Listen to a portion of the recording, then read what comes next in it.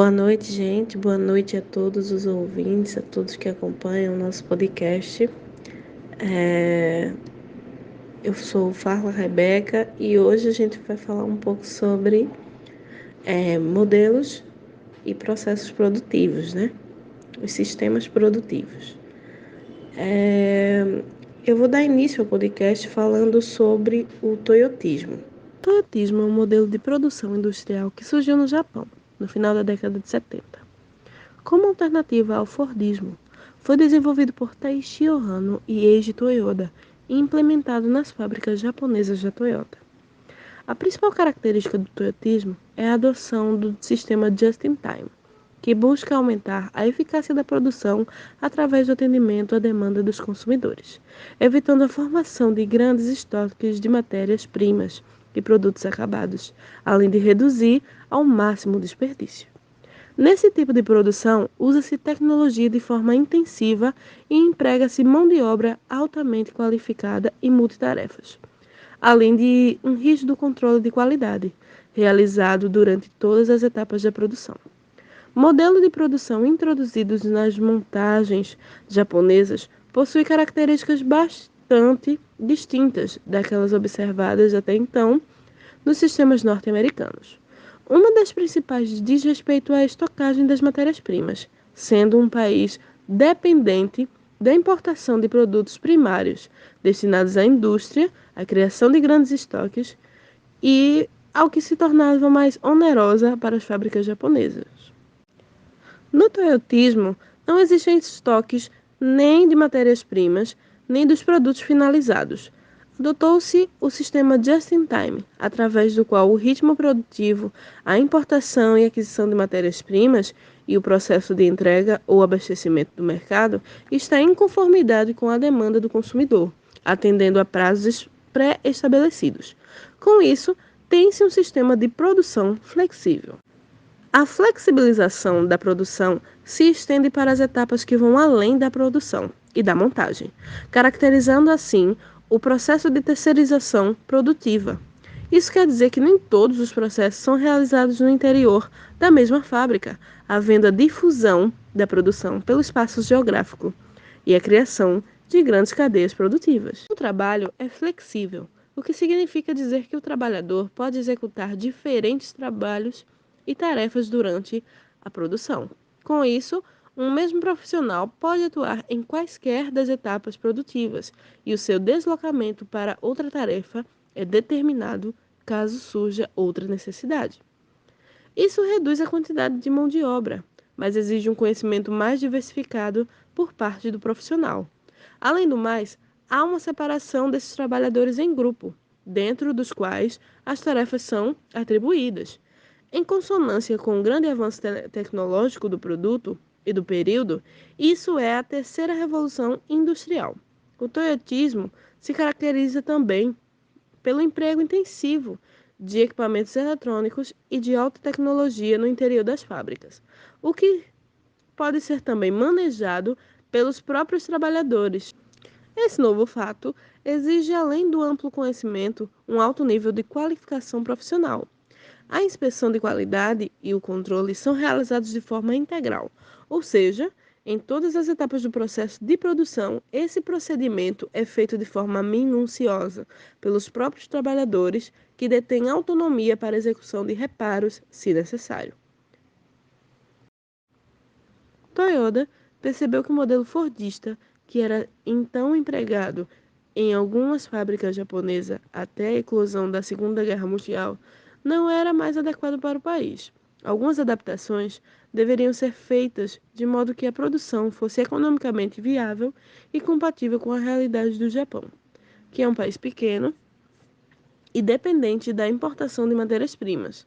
Por causa disso, o custo com transporte e manutenção de eventuais estoques de produtos finalizados era oneroso.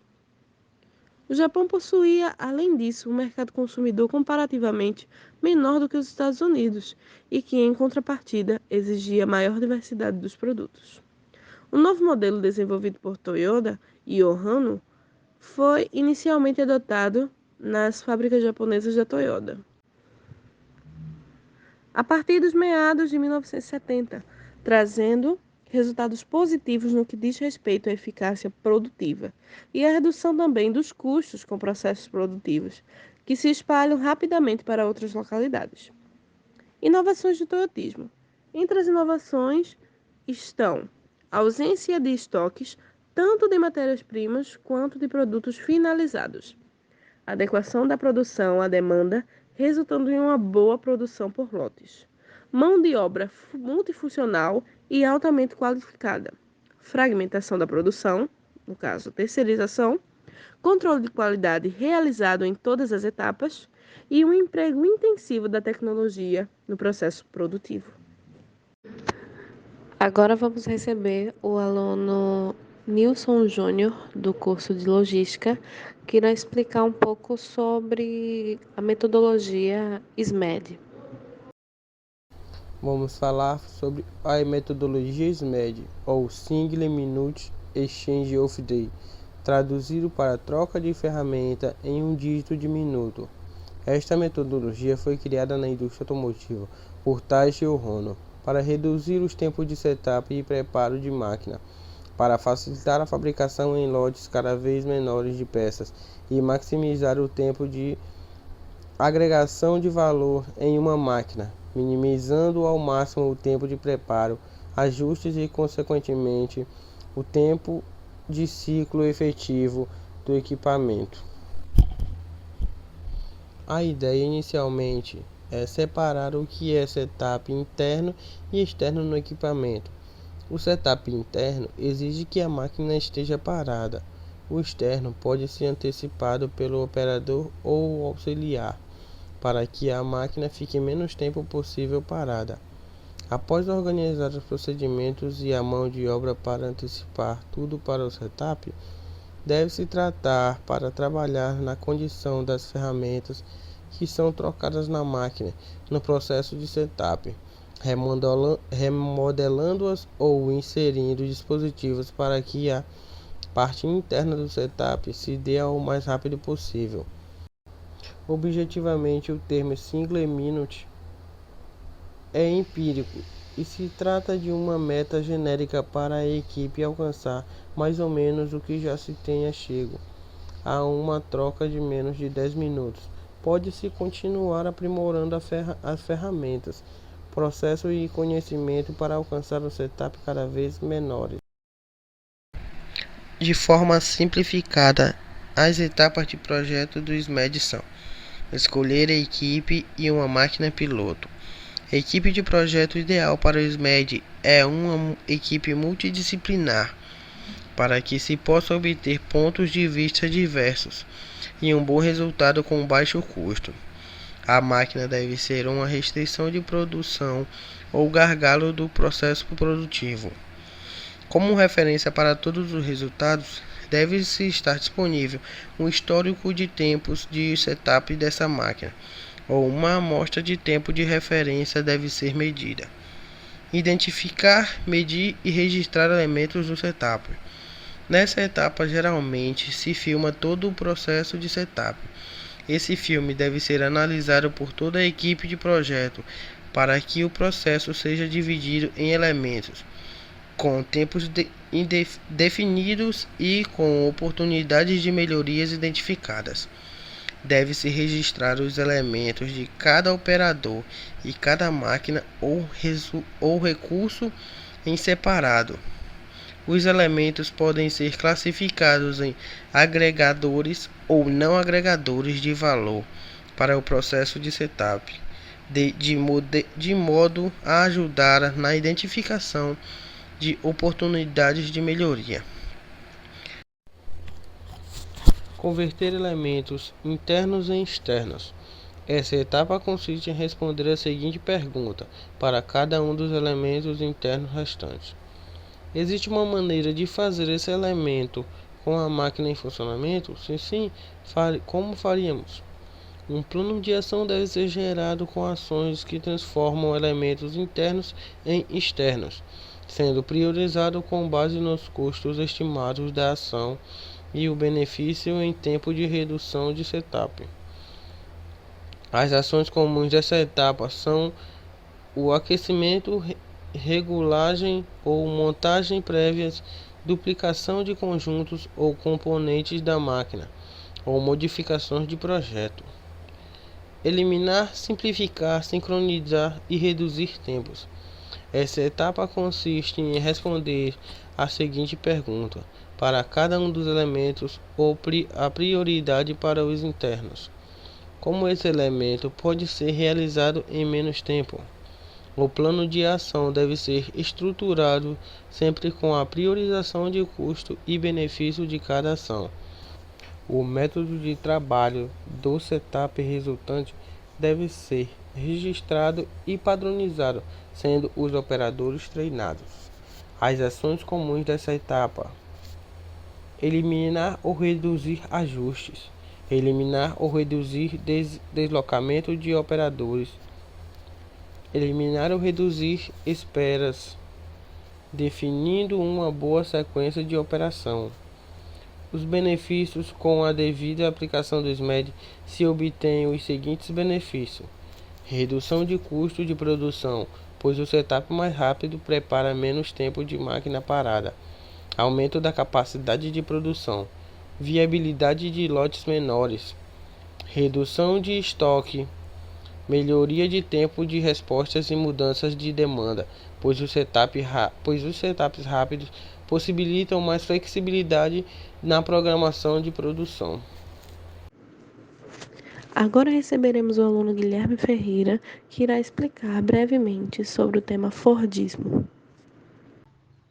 Abordarei o tema do Fordismo, onde podemos começar com uma breve comparação, onde, no caso, podemos usar o meio de construção, para exemplificar, de um sanduíche bastante conhecido, marca Subway, onde é acrescentado de forma linear cada ingrediente que o cliente pede. Podemos usar basicamente esse como exemplo de como que funciona o método de Ford. Vamos lá. O Fordismo atualmente é um modelo de produção onde outras empresas podem aderir ao modelo que mais se encaixa em cada concepção.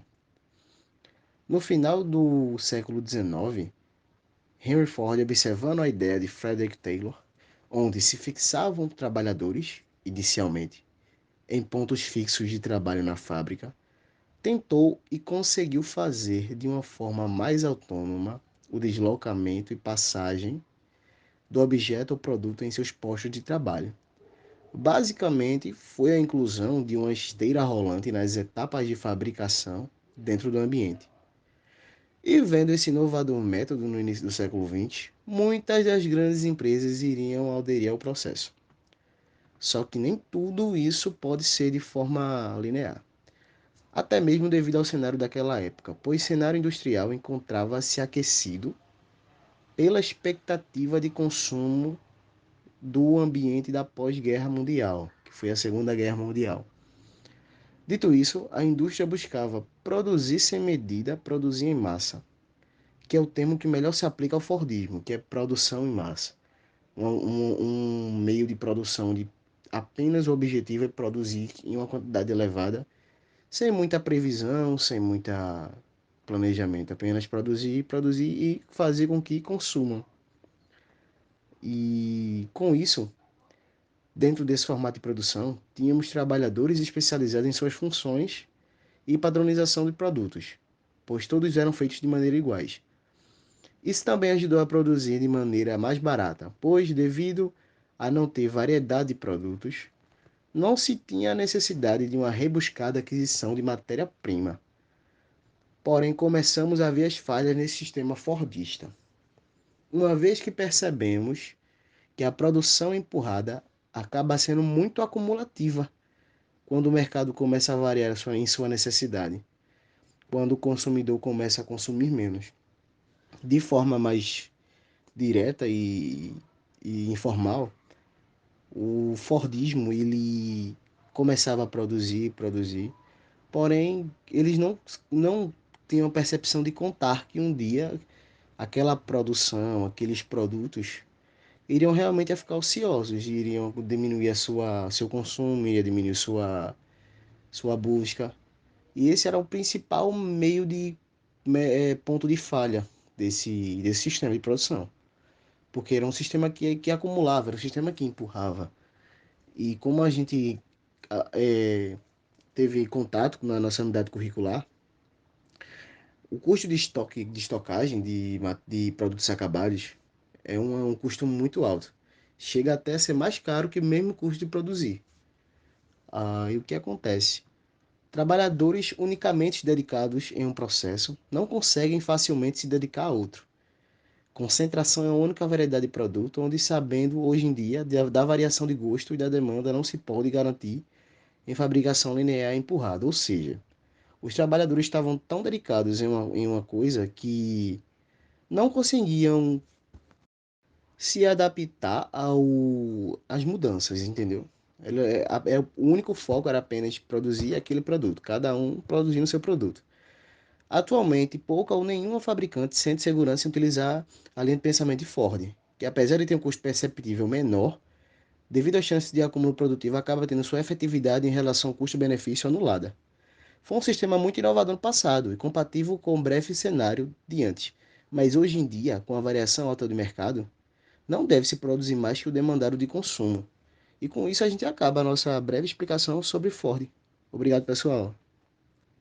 E finalizando as participações do nosso podcast, a aluna Weidna Campelo irá falar um pouco sobre o Taylorismo. Boa noite a todos. Eu me chamo Edna e eu vou falar um pouco sobre o taylorismo.